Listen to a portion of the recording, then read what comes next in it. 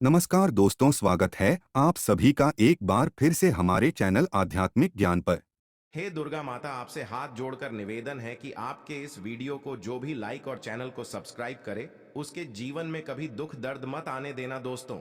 स्वयं माता दुर्गा जी ने कहा है, जो भी स्त्री नवरात्रि के दौरान कर लेगी ये दो छोटे से काम, उसके जीवन के हर कष्ट को मैं शीघ्र कर दूंगी, खत्म खुशियों से भर दूंगी।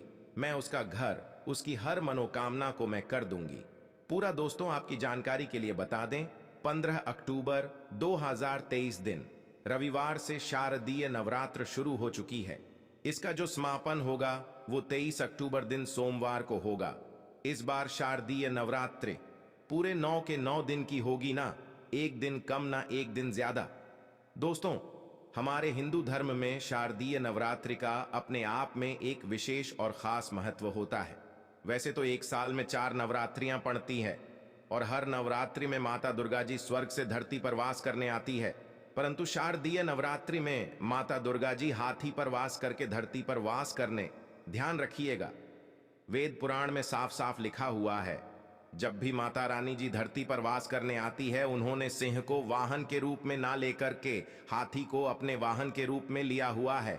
तो ये धरती के लिए बहुत ही शुभ संकेत होता है और ऐसा समय भक्तों के जीवन में खुशहाली लेकर के आता है। दोस्तों, एक साल में 4 नवरात्रियां पड़ती है, परंतु हमारे हिंदू धर्म में नवरात्रि सबसे ज्यादा फलदायी नवरात्रि होती है, क्योंकि इस दौरान माता रानी जी बहुत ही ज्यादा प्रसन्न मुद्रा में होती है, अपने दोनों हाथों से अपने भक्तों पर कृपा बरसाती हैं और शारदीय नवरात्रि के दौरान की गई पूजा साधना क्रिया कभी भी खाली नहीं जाती है।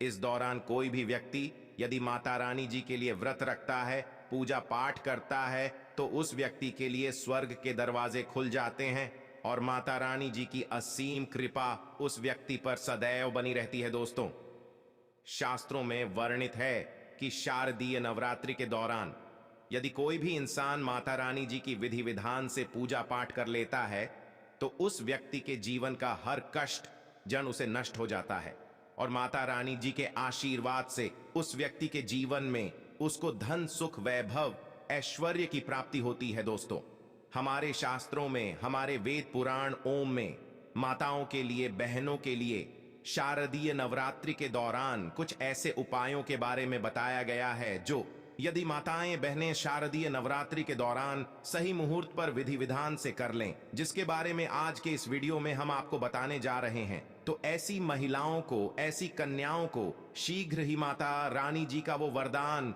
और वो आशीर्वाद मिल जाता है, जिसके पश्चात उनके जीवन के हर प्रकार की परेशानी खत्म हो जाती है और माता रानी जी के आशीर्वाद से उनके जीवन में अपार खुशियां ही खुशियां आती हैं।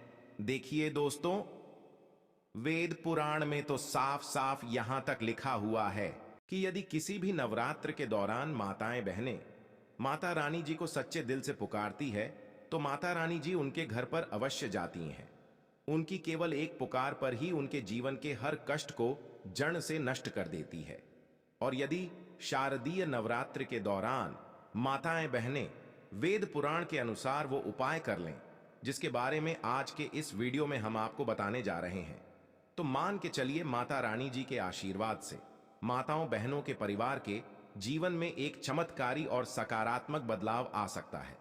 दोस्तों, चाहे आप पुरुष हैं चाहे महिला है, आज के इस वीडियो को बहुत ध्यान से लास्ट तक, अंत तक बिना भगाएं देखिएगा, क्योंकि आज के इस वीडियो में हम जानकारी आपको वेद पुराण के अनुसार देने जा रहे हैं, और यदि आपने इस जानकारी को प्राप्त करके नवरात्रि के दौरान 2-4 मिनट का समय निकाल करके उन उपायों में से एक भी उपाय कर लिया, जिसके बारे में आज के इस वीडियो में हम आपको बताने आ रहे हैं, जिसके बारे में हमारे वेद पुराण ओम में शास्त्रों में लिखा हुआ है, तो आप अपने जीवन की कितनी ही बड़ी समस्या में फंसे हो, कितने ही बड़ी दुख का सामना कर हो और कितने ही बड़े कष्ट आपके जीवन में हो, माता रानी जी के आशीर्वाद से आपके जीवन की हर प्रकार की दुविधा से आपको अवश्य मुक्ति मिल जाएगी।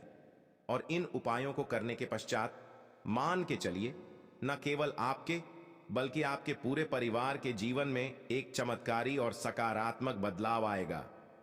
फिर हम आपको इस वीडियो में बताएंगे कि नवरात्रि के दौरान वो कौन सी ऐसी 2 चीजें हैं जो यदि किसी भी घर की महिला कन्या कर लेगी तो मान के चलिए माता रानी जी की असीम कृपा उस महिला पे, उस कन्या पर सदैव बनी रहेंगी।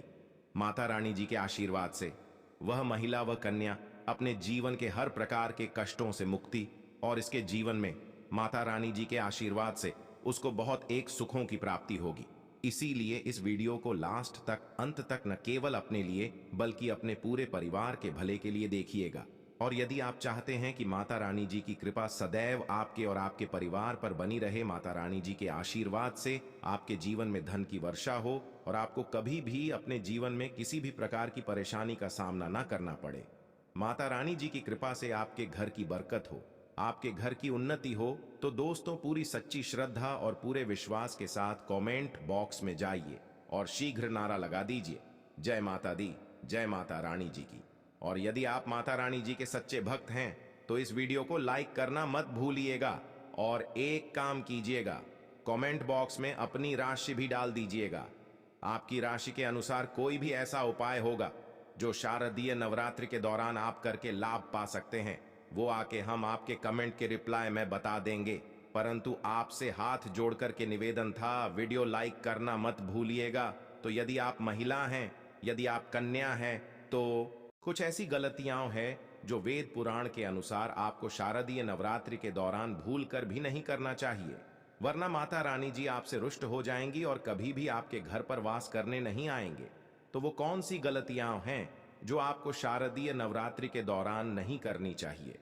तो सबसे पहले तो आप इस बात का ध्यान रखिएगा, यदि आप अपने घर पर कलश स्थापना करने जा रही है, यदि आप अपने घर पर माता रानी जी के लिए अखंड ज्योति जलाने जा रही है, या आप माता रानी जी के लिए चौकी लगाने जा रही है, तो इस बात का ध्यान रखिएगा, कभी भी माता रानी जी की अखंड ज्योति को बुझाने मत दीजिएगा। दूसरा, यदि आप कलश स्थापना करने जा रही है तो जटा वाले नारियल का प्रयोग कीजिएगा जिसमें पानी होता है। तीसरा, आपको इस बात का ध्यान रखिएगा, जो आप माता रानी जी के लिए चौकी लगाने जा रही है वो चौकी कभी भी छोड़ करके मत जाइएगा। देखिए, चौकी यदि आपने घर पर लगाया है तो चौकी को कोई भी खाली कभी मत छोड़िएगा, ये बहुत ही ज्यादा अशुभ बताया गया है, इससे माता रानी जी रुष्ट हो जाती है। दूसरा, आपको इस बात का ध्यान रखना होगा कि यदि आप माता रानी जी की चौकी घर पर लगाने जा रही है तो केवल लाल कपड़े पर ही लगाएगा। बहुत से लोग गलती क्या कर बैठते हैं, वो माता रानी जी की चौकी लगाते हैं, पूजा पाठ करते हैं, परंतु चौकी पर पेपर लगा देते हैं, पर रख करके चौकी लगा देते हैं। ये हमारे वेद पुराण में बहुत ही अशुभ बताया गया है।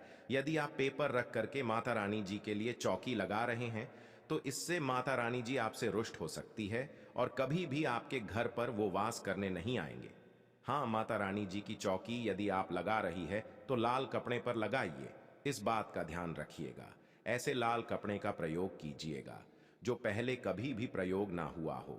तीसरा, इस बात का आप लोगों को ध्यान रखना होगा, जब भी आप माता रानी जी की पूजा पाठ करने जा रही है, माता रानी जी की आपने चौकी लगाई है तो वहां पर कभी भी काले कपड़े का प्रयोग मत कीजिएगा, या माता रानी जी की पूजा पाठ करते वक्त काले कपड़े को धारण मत कीजिएगा।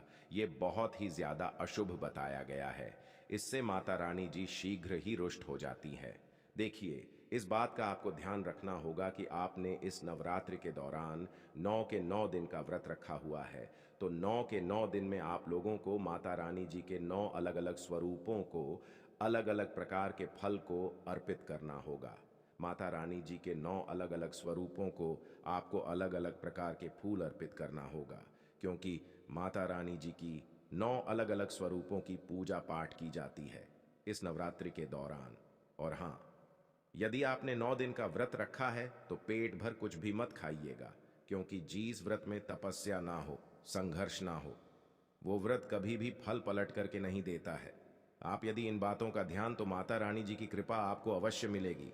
नवरात्रि के पूरे 9 के 9 दिन में घर में किसी भी व्यक्ति को नाखून काटने दीजिएगा, नाखून काटने वाली मशीन का प्रयोग करने दीजिएगा। ये बहुत ही ज्यादा अशुभ बताया गया है।